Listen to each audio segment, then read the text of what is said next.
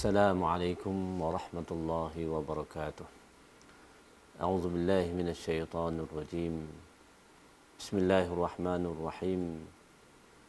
الحمد لله رب العالمين، وبه نستعين، والصلاة والسلام على رسول الله الأمين سيدنا وحبيبنا ومولانا محمد وعلى آله وصحبه ومن دعا بدعوته واستنى بسنته إلى يوم الدين. سبحانك لا علم لنا إلا ما علمتنا إنك أنت العليم الحكيم. ولا حول ولا قوة إلا بالله العلي العظيم. أما بعد. Saudara-saudari yang dihormati sekalian, Alhamdulillah, pertama kalinya kita panjatkan setinggi-tinggi kesyukuran kepada Allah Subhanahu wa taala pada pagi ini. Kita diberi kesempatan oleh Allah Subhanahu wa taala untuk sama-sama berada di atas bumi ini ataupun dalam kehidupan dunia ini dalam rangka kita nak berubudiyah kepada Allah Subhanahu wa taala. Kita bersyukur kepada Allah Subhanahu wa taala juga di atas nikmat iman, nikmat Islam yang Allah Subhanahu wa taala anugerahkan kepada kita. Dengan nikmat ini, saudara-saudari yang dihormati sekalian, insya-Allah Allah Subhanahu wa taala akan masukkan kita ke dalam syurga. Muslimin muslimat yang dihormati sekalian, jadi pada pagi ini dalam perlis mengaji kita akan membincangkan sedikit perkara-perkara yang berkaitan dengan asas kehidupan manusia ini. Asas kehidupan manusia. Moga-moga kita dapat menjalani kehidupan kita terutamanya pada hari-hari yang genting ini ataupun hari-hari yang kritikal. Allah Subhanahu wa taala uji kita dengan satu jenis penyakit yang dikenali sebagai coronavirus ini.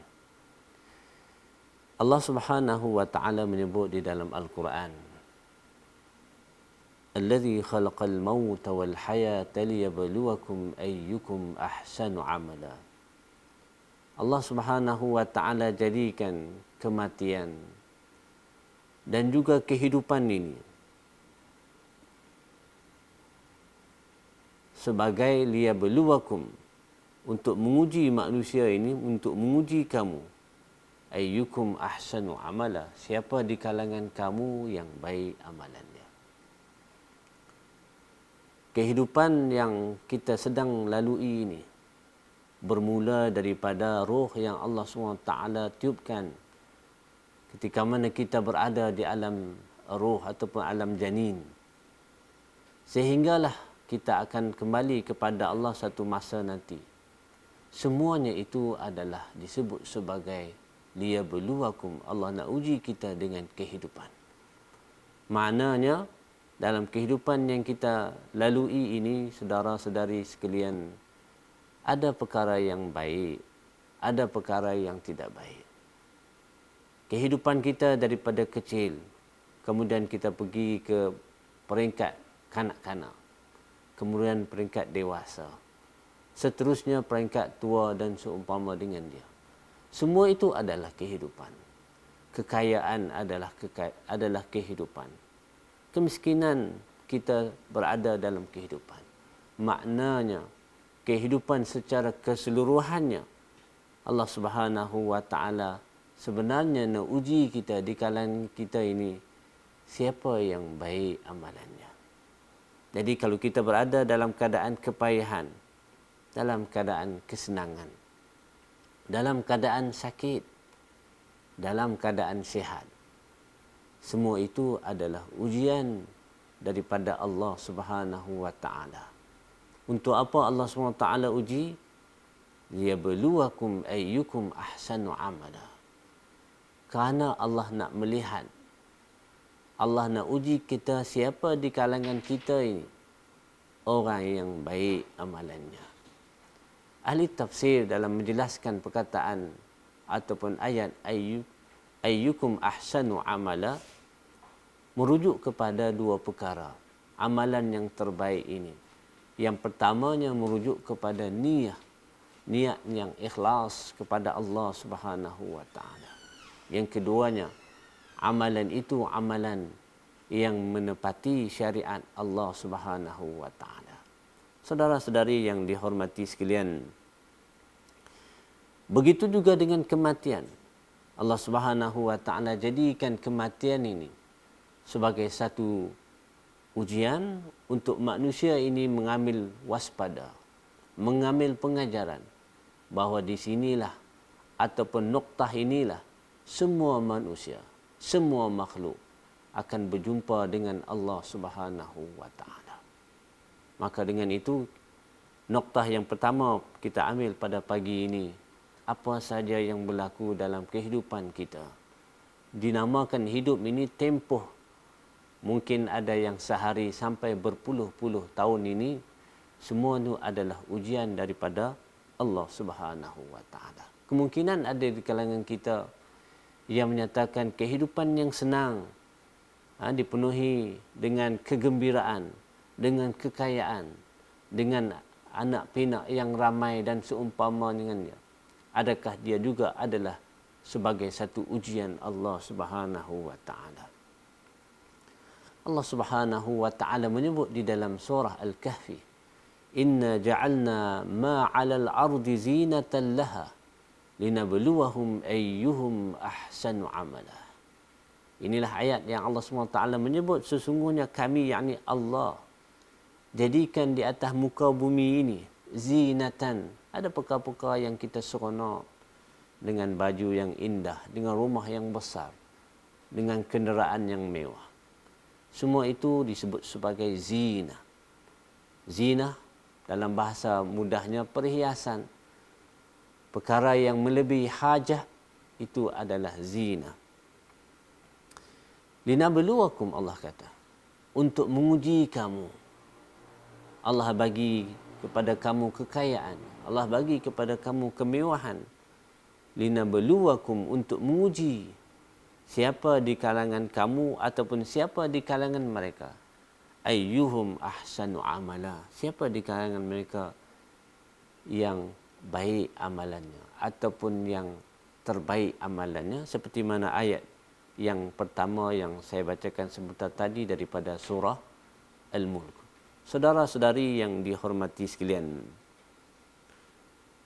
sebagai orang beriman, sama ada Allah Subhanahu wa taala bagi kepada kita zina ataupun Allah Subhanahu wa taala bagi kepada kita perkara-perkara yang kita rasa berat, musibah dan seumpama dengan dia. Dia adalah suatu ujian untuk melihat diri kita sejauh mana kita patuh kepada Allah Subhanahu wa taala. Sejauh mana kita ini melakukan amalan lillahi ta'ala, kerana Allah Subhanahu wa taala. Allah Subhanahu wa taala menyebut dalam ayat yang lain cerita bagaimana sebahagian manusia ini beriman kepada Allah pada keadaan-keadaan tertentu. Manakala keadaan-keadaan yang lain, yakni sudah pastinya keadaan musibah, keadaan Allah SWT uji kepada dia dengan satu perkara yang menyusahkan, yang menyiksakan, maka pada waktu itu dia lari daripada iman kepada Allah, lari daripada tunduk dan juga taat kepada Allah. Wa minan nasi, Allah kata, sebahagian daripada manusia ini ya'budullaha ala harfin, dia beribadat, berubudiah kepada Allah dalam keadaan yang harf. Harf ini lebih kurang makna syak, dalam keadaan ragu-ragu. Fa illam asabatu khairan itma'anna bih, kalau Allah bagi, in asabahu khairan, Allah bagi kepada dia benda-benda baik, Allah bagi kesihatan, Allah bagi harta, Allah bagi umur panjang. Bila nampak benda-benda yang macam tu Allah bagi kepada dia, maka hati dia rasa seronok dengan Islam ini, seronok dengan iman. Wa in asabathu fitnah, dan bila Allah bagi satu jenis yang lain, maknanya hak yang tak seronok. Benda-benda yang tak seronok Allah bagi kadang-kadang penyakit seperti mana yang kita hadapi pada hari ini. Allah bagi kepada kesihatannya yang kurang memuaskan, harta yang kurang, maka inqalaba ala wajhihi, dia akan rasa inqalaba ala wajhihi ini rasa tak seronok dengan takdir Allah Subhanahu wa taala. Dan kemungkinan rasa ketidakkeselesaan ini akan menjadikan dia terus keluar daripada agama Allah wal iazu billah. Orang yang macam ni, orang yang tidak beriman kepada Allah dalam semua arti kata, dalam semua keadaan, khasirat dunia wal akhirah. Mereka akan rugi di dunia ini dan juga mereka akan rugi di hari kemudian. Allah kata zalika huwal khusranul mubin. Itu adalah kerugian yang amat-amat jelas. Saudara-saudari yang dihormati sekalian. Jadi bagi kita orang-orang yang beriman kepada Allah, Allah bagi kepada kita ujian musibah. Kita tetap dengan iman, tetap di atas jalan Allah SWT, tetap melakukan amalan-amalan ta'ah. Bahkan sepatutnya bila Allah uji dengan perkara-perkara yang begitu, kita makin kuat, makin dekat kepada Allah Subhanahu wa taala. Para sahabat ridwanullah alaihim, apabila diuji dengan ujian yang besar, peperangan adalah satu ujian yang besar, makin kuat mereka beriman, makin kuat hubungan mereka dengan Allah Subhanahu wa taala. Itu adalah dari segi fitrah biasa. Jadi anehnya di kalangan manusia ini bila Allah uji dengan ujian yang berat sebegitu, kalau mereka tidak balik kepada Allah SWT, tidak sedar dengan apa yang Allah uji, maka orang ini yang dibimbangi mereka akan rugi di dunia ini dan juga rugi di hari kemudian. Bagaimana rugi di dunia? Rugi di dunia menjadikan diri mereka tidak reda dengan dunia ini. Mereka mudah untuk marah ataupun tidak mengikut apa yang diperintahkan oleh Allah. Kalau apa yang diperintahkan oleh Allah ada manusia yang menolaknya, bagaimana apa yang disuruh oleh manusia? Seperti mana yang berlaku ataupun yang berlaku pada beberapa hari ini, apabila diarahkan oleh pihak berkuasa, oleh kerajaan untuk maslahah diri kita, maslahah keluarga, maslahah masyarakat, maslahah negara, ada di kalangan kita yang mungkin mementingkan diri dia sendiri, akhirnya perkara ini dia sendiri yang akan mendapat kerugian. Kemungkinan keluarganya, kemungkinan masyarakatnya. Ini adalah kerugian di dunia. Apatah lagi di hari kemudian, maka yang tu adalah perkara-perkara yang amat dahsyat. Saudara-saudari yang dihormati sekalian, Imam Ibn Qayyim Jauziyah rahimahullah menjelaskan kepada kita antara kata-katanya yang masyhur, Allah Subhanahu wa taala ini, falaula annahu subhana yudawi ibadahu bi adwiyah al-mihan wal ibtila la taghaw wa baghaw wa ataw. Kata Imam Ibn Qayyim Jauziyah, kalaulah Allah Subhanahu wa taala ini tak bagi kepada kita ataupun tak uji kepada kita, tak turun kepada kita ini dengan ubat-ubat ujian, ubat-ubat ujian, ubat-ubat musibah. Kalau mungkin bahasa kasarnya, bala. Bagi Imam Ibn Qayyim itu adalah ubat. Ubat bagi penyakit apa? Sudah tentu ubatnya, oleh kerana ubatnya itu pun nampak kasar, nampak besar, maka penyakitnya adalah besar juga. Apa penyakitnya? Kalau penyakit yang melibatkan di dunia ini, saudara-saudari sekalian, hanya sekadar di dunia. Bagaimana dengan penyakit-penyakit yang memungkinkan kesannya sampai hari kiamat? Tidak lain dan tidak bukan adalah penyakit seperti mana yang disebut sebagai syirik. Penyakit yang mungkin maknanya datang daripada hati manusia. Penyakit zalim. Penyakit yang suka melakukan kezaliman, suka melampaui batas. Jadi sebab itu kata Imam Ibn Qayyim, kalau Allah tak ujikan dengan penyakit-penyakit ini, dibimbangi manusia ini la tagau, mereka akan melakukan perkara-perkara taghut, benda-benda yang tak elok. Begitu juga wa bagau, mereka melakukan kerosakan di atas muka bumi ini dan juga melampaui batas. Jadi ujian Allah bagi ini sekurang-kurangnya untuk manusia ini melihat kebesaran dan kekuatan Allah Azza wa Jalla, dan juga kehinaan serta kelemahan yang dinamakan sebagai manusia ini dan juga makhluk-makhluk yang lain. Ya, kita mengaku diri kita ini mungkin lebih baik daripada binatang, lebih baik daripada makhluk-makhluk yang lain. Itu asal kejadian. Tetapi kita harus ingat, dia mempunyai syarat-syarat yang tertentu. Apa syaratnya?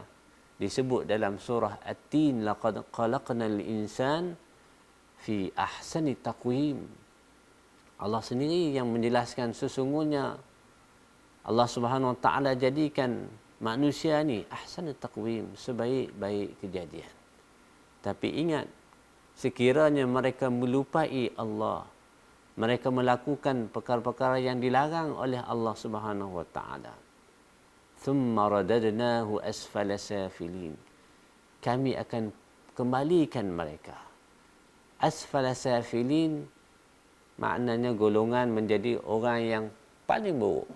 Asfala safilin, yang paling rendah nilainya, kerana mereka tidak beriman kepada Allah Subhanahu wa taala.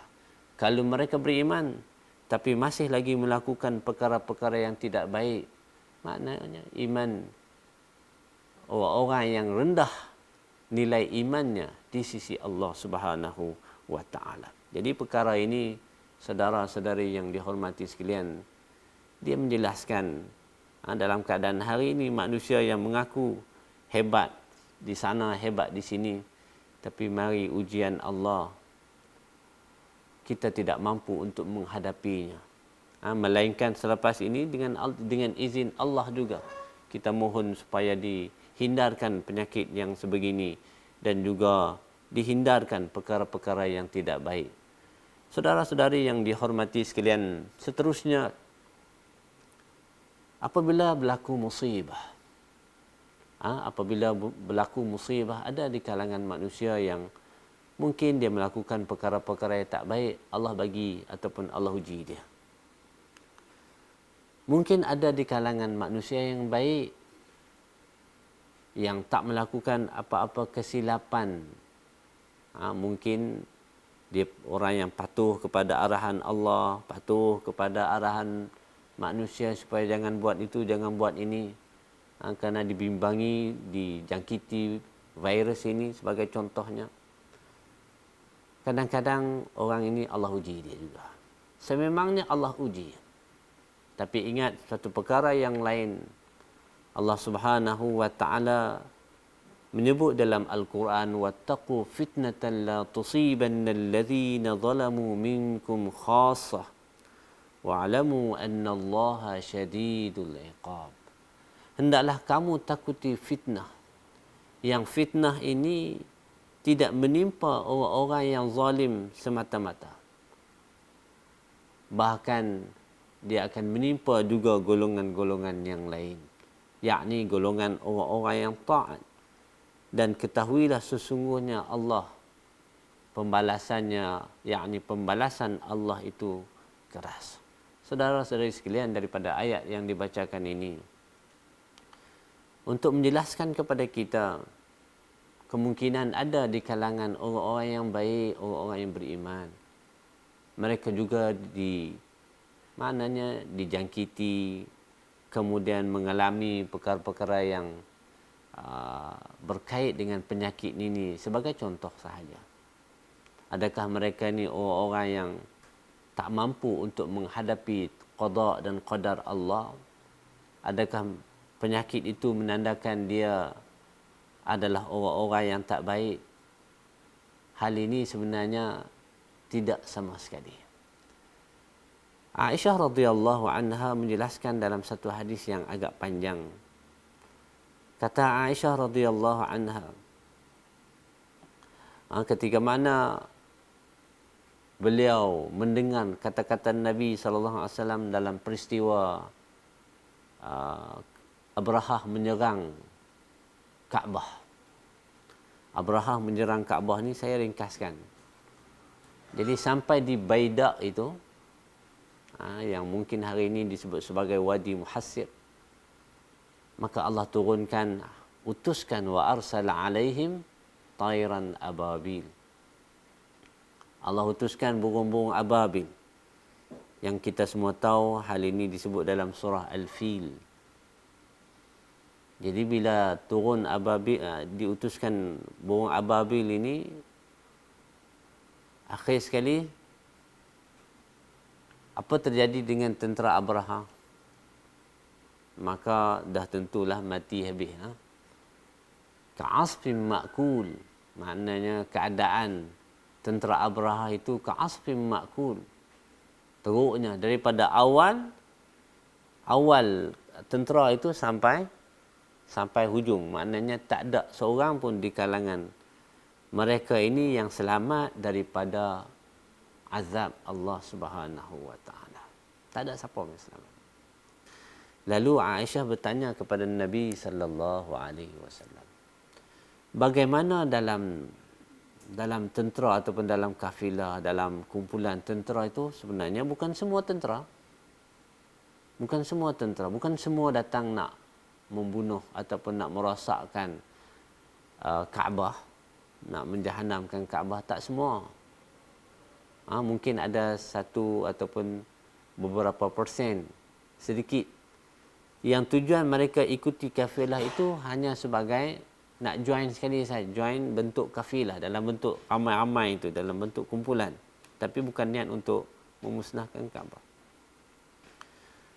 Maka kata Nabi sallallahu alaihi wasallam, innama yub'atsun ataupun summa yub'atsuna ala niyatihim. Dalam hadis riwayat yang lain, innama yub'atsuna ala niyatihim. Mereka itu akan dibangunkan di hadapan Allah Subhanahu wa taala. Siapa mereka itu? Semua sekali ya. Manusia ini akan dibangun ala niyatihim, berdasarkan niat-niat manusia.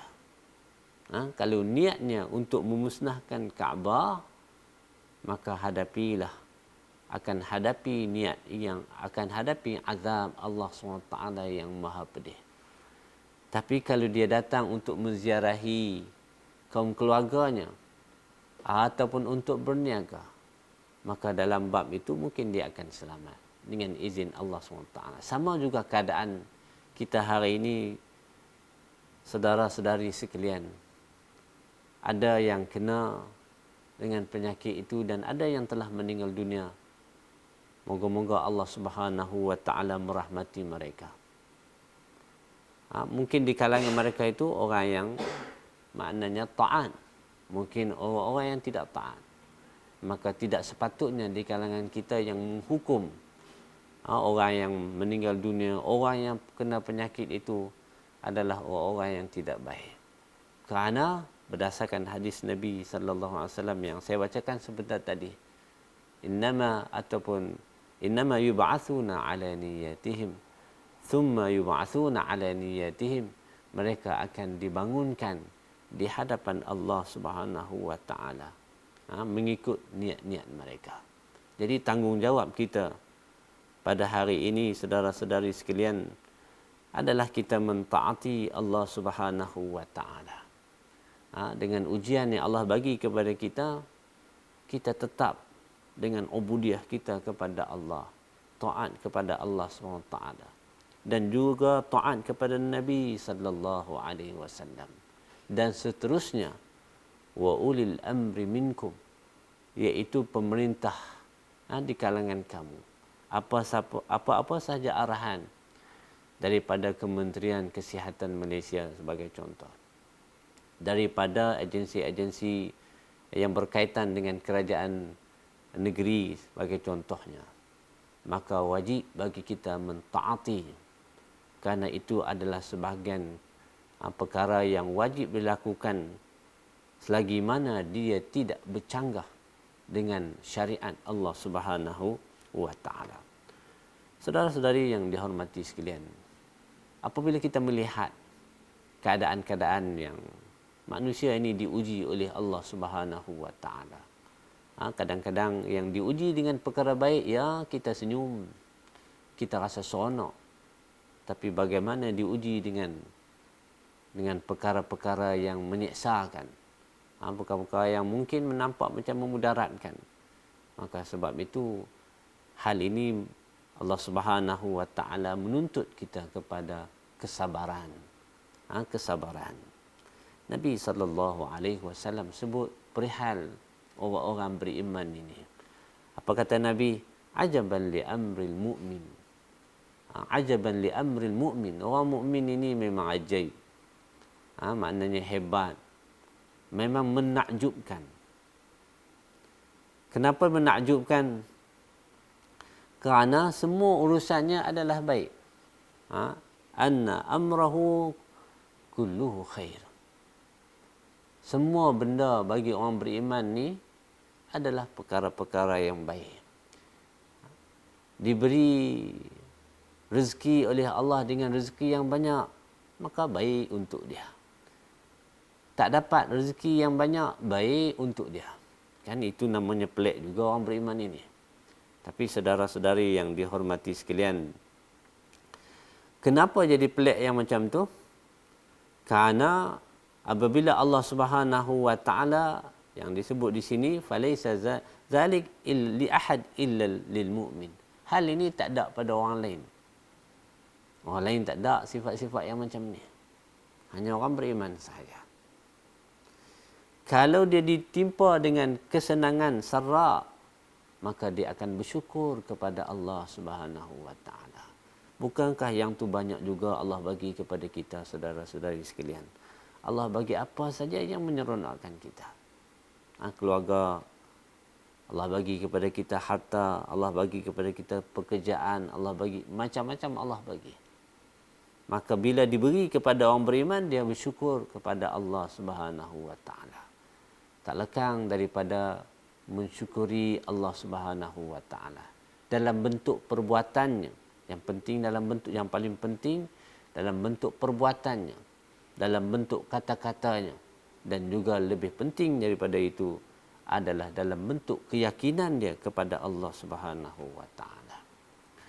Fakana khairan lah wa in asabatu dharra, dan apabila ditimpa kepada dia dharra. Dharra ini apa sahaja yang kita sebut sebagai yang menjadikan hati kita gelisah, itu dharra. Mungkin penyakitnya, mungkin musibahnya. Apa sahaja yang hati kita ni rasa tak seronok. Sabar, dia akan bersabar, tahan. Fakana khairan lah, itu adalah satu kebaikan bagi dia. Saudara-saudari sekalian, kalau kita melihat kesabaran ini, dia ada 3 jenis. Yang pertama sekali, terus melakukan ibadah kepada Allah. Apa saja yang Allah SWT perintahkan kepada dia, taat kepada Allah. Maknanya sebagai contoh, hari-hari yang kita sedang hadapi ini, saudara-saudari sekalian, Allah uji dengan, memang ada sebahagian di kalangan kita yang maknanya dapat cuti duduk di rumah semata-mata. Duduk di rumah saja. Dengan anak, isteri dan sebagainya. Tapi ada juga saudara-saudara kita yang kena kerja. Jadi maknanya apabila diuji dengan kepayahan, kesusahan, tetap melakukan. Sebagai contoh semayang, tak pernah ditinggalkannya. Mungkin pada hari-hari ini kita boleh semayang bersama dengan keluarga kita. Apa salahnya kita menjadi imam, orang lakinya menjadi imam kepada keluarganya. Anak-anak lelaki yang boleh jadi imam, boleh dilatih dalam hal ini. Dan ini boleh menjadikan keluarga kita keluarga yang baik juga, keluarga sakinah. Jadi saudara-saudara sekalian, maknanya kesabaran yang pertama ini adalah sentiasa menuntut kita taat kepada Allah dalam apa keadaan sekalipun. Apa keadaan sekalipun. Perkara-perkara yang wajib perlu dilakukan. Kemudian perkara yang kedua ataupun kesabaran jenis kedua adalah sentiasa menghindari perkara-perkara yang diharamkan oleh Allah Subhanahu wa taala. Dalam apa keadaan sekalipun. Jadi ini kesabaran jenis yang kedua. Yang kadang-kadang kita ini bila Allah uji ini, peringkat ini kita sukar untuk, manusia ini sukar untuk menghadapinya, melainkan illa man rahimahullah, mereka yang dirahmati oleh Allah Subhanahu wa taala. Bila Allah uji sakit, kadang-kadang kita buat keluar bahasa-bahasa yang tak baik. Kadang-kadang kita merungut dan juga kita seolah-olah menyalahkan Allah Subhanahu wa taala wal a'yazu billah. Perkara-perkara yang demikian adalah benar-benar yang haram, tak sepatutnya keluar daripada mulut kita. Jadi kalau Allah uji kita dengan perkara-perkara yang tak baik ini, penyakit dan seumpama dengan dia, Allah minta kepada kita sabar. Kemudian sabar, jenis-jenis sabarnya, tunaikan yang wajib, tinggalkan perkara-perkara yang haram. Kemudian kesabaran jenis ketiga adalah kita meredai apa sahaja yang ditentukan oleh Allah Subhanahu wa taala. Apa sahaja. Ini cara kita bersabar apabila Allah Subhanahu wa taala uji kepada kita, terutamanya dengan perkara-perkara yang tidak baik ataupun perkara-perkara yang hati kita rasa gusar dan seumpama dengan dia. Saudara-saudari yang dihormati sekalian, ingatlah kehidupan ini disebut oleh orang-orang mahir ataupun pakar ataupun cendekiawan Arab dahulu, al-yaum yauman, yaumul laka wa yaumun alaika. Yang kata hari ini ada dua jenis saja. Hari ini ada dua jenis saja. Yaumul laka, hari yang kamu rasa seronok. Kamu rasa seronok dengan keluarga, kamu rasa seronok dengan dunia ini. Wa yaumun alaika, dan juga hari-hari yang sebaliknya. Maknanya tak boleh nak senyum dah. Kerana apa? Kerana keadaan-keadaan yang mencengkam diri kita. Tapi sebagai orang beriman, yaumul laka ataupun yaumun alaika, dia hanya satu saja, iaitu sabar kepada Allah Subhanahu wa taala dan juga terus bersyukur di atas nikmat yang Allah bagi. Saudara-saudari sekalian, kemudian noktah yang terakhir yang boleh kita sebut pada pagi ini, Allah Subhanahu wa taala tidak akan tinggalkan kita. Maksud saya ini, Allah tidak akan biarkan kita dalam keadaan tanpa panduan. Apabila menghadapi musibah, apabila kita menghadapi saat-saat genting ini, Allah Subhanahu wa taala tidak tinggalkan kita ini seolah-olah tanpa ada panduan. Allah Subhanahu wa taala menyebut dalam Al-Quran banyak, saudara-saudari sekalian, kisah-kisah orang-orang yang terdahulu di kalangan kita. Mereka ni Allah uji yang mungkin lebih dahsyat daripada kita. Tapi yang Allah minta daripada mereka seperti mana Allah minta daripada kita. Cuma ujian itu kalau kita nak lihat dari segi ujian, kemungkinan mereka lebih besar. Allah Subhanahu wa taala menyebut, an hasibtum an tadkhulul jannah walamma ya'tikum mathalul ladzina khalau min qablikum massatuhumul ba'sa'u wad-dharra'u wa zunzilu hatta yaqula ar-rasul walladzina amanu ma'ahu mata nasrullah ala inna nasrallahi qarib. Allah kata, adakah kamu menyangka, wahai orang beriman, adakah kamu menyangka kamu akan memasuki syurga Allah Subhanahu wa taala Sedangkan belum datang kepada kamu apa sebelum datang, seperti mana telah datang ujiannya orang yang sebelum kamu. Adakah kita ini menyangka kita mudah-mudah masuk syurga macam tu? Kita belum diuji oleh Allah Subhanahu Wa Taala. Seperti mana ujian-ujian yang terdahulu di kalangan kamu. Orang yang terdahulu di kalangan kamu. Allah Subhanahu Wa Taala timpakan. Makna ba'sa ni ada yang kata peperangan, penyakit-penyakit. Apa saja ujian-ujian yang dahsyat, terutamanya melibatkan nyawa. Wazunzilu, iaitu maknanya zunzilu ni zilzal, gempa. Ada makna zilzal, gempa bumi. Yakni satu perkara yang memeranjatkan, yang dahsyat, sehingga ada di kalangan Rasul ini dan juga orang-orang yang beriman berdoa kepada Allah, mata nasrullah, bila bantuan Allah, bila Allah SWT nak bantu. Ala inna nasrallahi qarib. Ingatlah, sesungguhnya bantuan Allah itu dekat.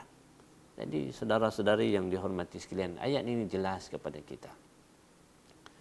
Kita semua setuju bahawa ini adalah ujian Allah kepada kita.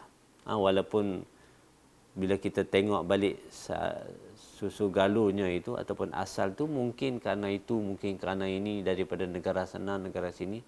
Tapi sekadar kita menyebut perkara-perkara itu, dia tidak memberi apa-apa faedah. Mungkin dari segi kajian untuk mencari ubat, penyembuh kepada penyakit ini, dia ada kebaikannya. Tapi kita ini lebih baik, kita sebagai orang beriman, ini adalah ujian Allah SWT. Kita tak mau timbul, kita menyalahkan orang sana, kita menyalahkan orang sini. Yang sebenar-benarnya adalah manusia ini memang bila melakukan satu kesilapan, Allah Subhanahu Wa Taala mungkin akan tegur, mungkin akan datangkan peringatan-peringatan tertentu. Berbalik kepada ayat yang dibacakan sebentar tadi, bila Allah kata, adakah kamu menyangka kamu akan masuk syurga? Maknanya, adakah kamu menyangka masuk syurga itu mudah tanpa diuji oleh Allah? Umat yang terdahulu diuji dengan nyawa, diuji dengan harta, diuji dengan pelbagai ujian. Maka sebab itu kita jadikan musibah ini, saudara-saudari sekalian, sebagai satu ujian. Dan bila Allah bagi ujian kepada kita, kita kekalkan dengan cara orang yang beriman, sentiasa taat kepada Allah SWT. Bahkan sepatutnya seperti mana yang saya sebut sebentar peringkat awal tadi, bila Allah uji kita dengan perkara-perkara yang sebegini, sepatutnya kita ini makin kuat berdoa kepada Allah Ta'ala. Makin kuat kita membaca Al-Quran. Makin kuat kita melakukan amalan-amalan taat yang lain. Kerana pengharapan kita adalah kepada Allah Subhanahu Wa Ta'ala. Kita tak mengharapkan selain daripada Allah. Kita mengharapkan Allah Subhanahu Wa Ta'ala. Moga-moga Allah Subhanahu Wa Ta'ala memberi kebaikan yang banyak pada diri kita, kepada orang-orang yang beriman kepada Allah Subhanahu Wa Ta'ala. Jadi saudara-saudari yang dihormati sekalian, kesimpulan daripada apa yang saya sebut daripada awal pada pagi ini, yang pertamanya, Allah Subhanahu Wa Ta'ala menjelaskan kepada kita konsep kehidupan ini. Konsep kehidupan, dan kehidupan ini, kematian serta kematian adalah ujian daripada Allah Subhanahu Wa Ta'ala. Yang keduanya, dalam kehidupan kita ini ada perkara-perkara yang baik yang kita rasa seronok, dan ada perkara-perkara yang tidak baik yang kita rasa tak seronok ataupun kurang seronok. Seronok ke tak seronok ke, ini semua bagi orang-orang yang beriman adalah ujian Allah Subhanahu Wa Ta'ala yang akan dipersoalkan di hadapan Allah Subhanahu Wa Ta'ala. Kemudian yang ketiga, saudara-saudari sekalian, kalau kita mengaku beriman kepada Allah, kalau kita mengaku beriman kepada Allah, pengakuan itu hanya sekadar di lisan ataupun di mulut kita. Kalaulah kita belum lepasi ujian Allah Subhanahu Wa Taala. Dalam arti kata sebagai orang yang beriman. Maka orang beriman apabila diberi ataupun ditimpa musibah, mereka adalah sentiasa orang yang bersabar kepada Allah Subhanahu Wa Taala. Aqulu qawli hadza. Apa yang baik itu daripada Allah Subhanahu Wa Taala, yang kurang, yang lemah itu kelemahan saya sendiri. Mohon ampun kepada Allah, minta maaf di atas sebarang kelemahan dalam penyampaian pada pagi ini. Dan juga kita mengucapkan terima kasih yang banyak kepada pihak yang menjayakan perlis mengajar ini. Moga-moga kita dapat mengambil faedah yang banyak daripadanya. Aqulu qawli hadza wa astaghfirullah li wa lakum. Assalamualaikum warahmatullahi wabarakatuh.